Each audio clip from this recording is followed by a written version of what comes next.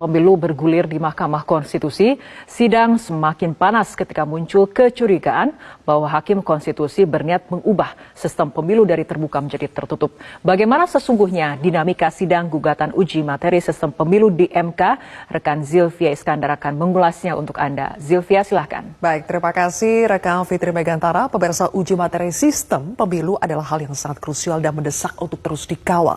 Jika Anda belum paham apa yang sebenarnya diperdebatkan dalam uji materi sistem pemilu, sederhananya begini, ada kemungkinan rakyat tidak bisa lagi memilih anggota legislatif secara langsung atau disebut sistem pemilu terbuka karena ada pihak yang menghendaki anggota legislatif baik itu DPR, DPRD dipilih oleh partai, bukan rakyat, atau disebut sistem pemilu tertutup. Bagaimana sebetulnya kronologinya? Jadi begini, permohonan uji materi Undang-Undang Nomor 7 Tahun 2017 tentang Pemilu dengan nomor perkara sekian itu mulai disidangkan pada 23 November tahun lalu.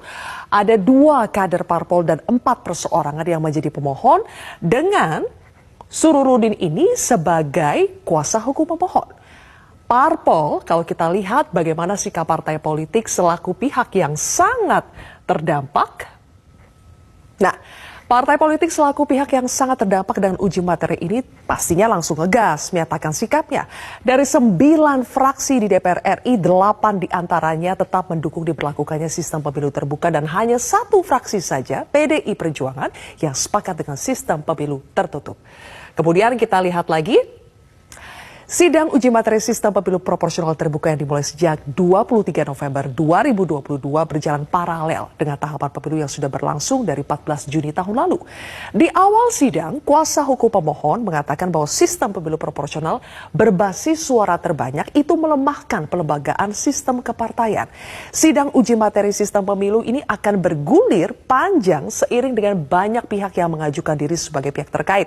Seperti dari partai, kita lihat ada banyak partai, kemudian juga perseorangan. Nah, sejak tanggal 5 April hingga sidang ke-14 atau 9 Mei kemarin, agenda sidang masih mendengarkan keterangan ahli. Sejak sidang uji materi sistem pemilu bergulir, kami mencatat sedikitnya ada 3 pernyataan Hakim Konstitusi yang diduga mengarah pada sistem pemilu tertutup.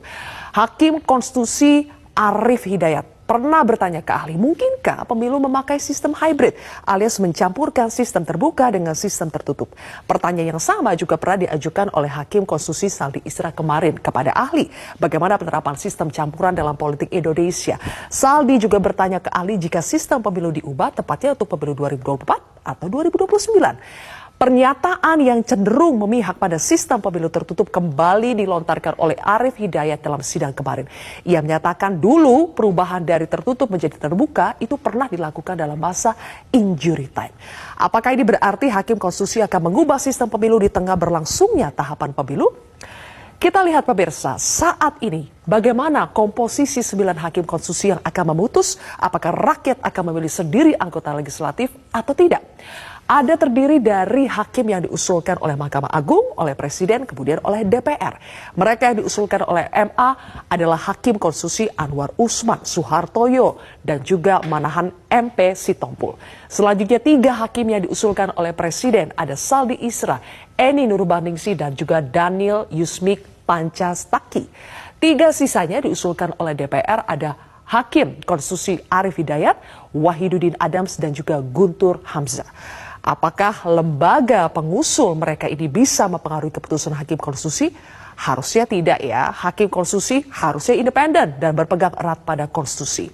Nah, selanjutnya kita lihat apakah ada kegentingan hingga sistem pemilu itu mesti diganti. Polemik uji materi sistem pemilu di tengah berjalannya tahapan pemilu turut membuat Presiden ke-6 RI Susilo Bambang Yudhoyono angkat bicara. SB bertanya, sebetulnya apakah ada kegentingan hingga sistem pemilu itu mesti diganti? SB menilai tidak ada kegentingan yang mengharuskan sistem pemilu saat ini diubah. Ia juga mewanti-wanti agar MK jangan sampai keliru. Kenapa? Bila MK membuat keputusan keliru sudah ada loh ancaman demo besar-besaran yang disampaikan oleh Ketua Umum PAN Zulkifli Hasan. Kita simak pernyataannya. Pemerintah mengusulkan terbuka, DPR mengusulkan terbuka, ya kan? Apalagi partai politik 8 mengusulkan terbuka. Kalau sampai MK beda, setiap hari nanti demo 5.000 orang tiap hari aja yang di demo MK tentunya. Dan itu yang lebih demo. Wakil Lah kan harus tahu siapa wakilnya. Gitu? Milih siapa? Milih presiden ada namanya tuh.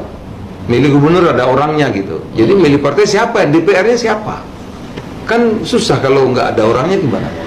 Gitu. Yang partai bisa sewenang-wenang. Jadi terbuka the best. Gitu. Kan 8 partai menolak. 8. Pokoknya kalau itu sampai salah saya akan demo nanti. Tiap hari. Pemirsa, kita masih berharap kepada MK selaku penjaga konstitusi untuk tidak masuk angin dan tidak mencederai demokrasi. Kembali ke Fitri. Terima kasih Zilvia Iskandar atas ulasan yang Anda sampaikan.